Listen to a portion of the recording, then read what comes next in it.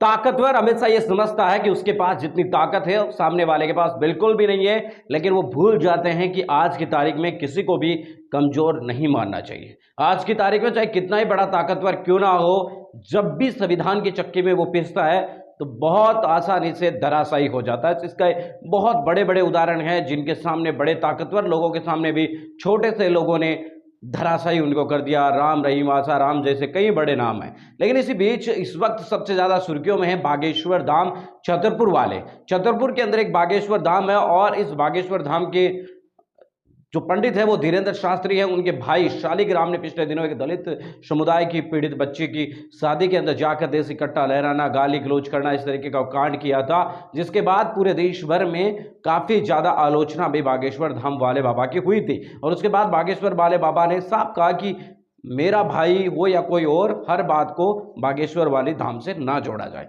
हालांकि उनसे ना जोड़ा जाए तो किससे जोड़ा जाए, क्योंकि बागेश्वर वाले बाबा के साथ शालिग्राम काफ़ी ज़्यादा नजर आते थे।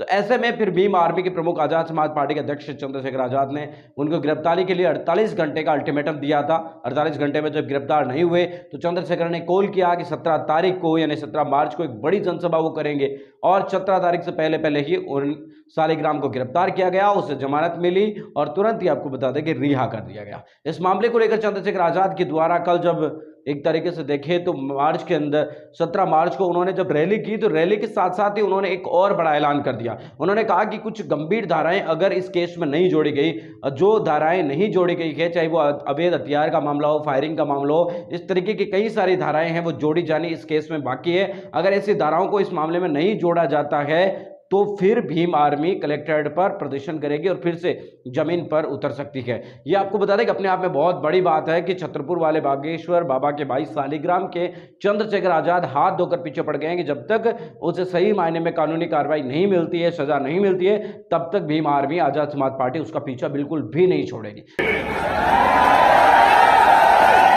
उसने कहा कि नहीं, टोच नहीं कट्टा था।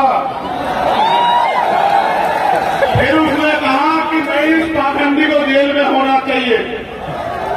इन्होंने जानबूझ के इससे पहले मैं आ जाऊं और मैं 307 और दफा 25 ऐड कराऊं और फिर उसको बेल नहीं मिलेगी। इन्होंने संविधान से डर के उसको गिरफ्तार कराया और फिर उसको न्यायपालिका में हस्तक्षेप करके उसको बेल दिलवा दी।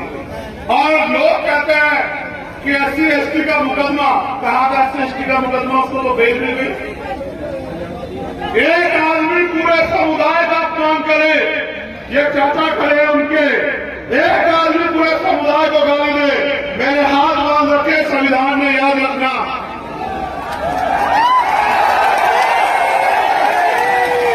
अगर संविधान को न मानता तो तुम्हें बताता कि अपमान कैसे किया जाता है, याद रखना मेरी बात।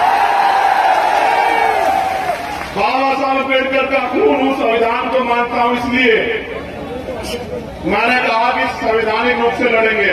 लेकिन आपने देखा कि जब आपके पास राजनीतिक ताकत नहीं है तो किस तरह से आपका अपमान करने वाला व्यक्ति भी घर में आराम से जाकर सोता है। देखा नहीं देखा? और जो निर्दोष था मेरा भाई ID प्रजापति, उसके 1000 पुलिस वाले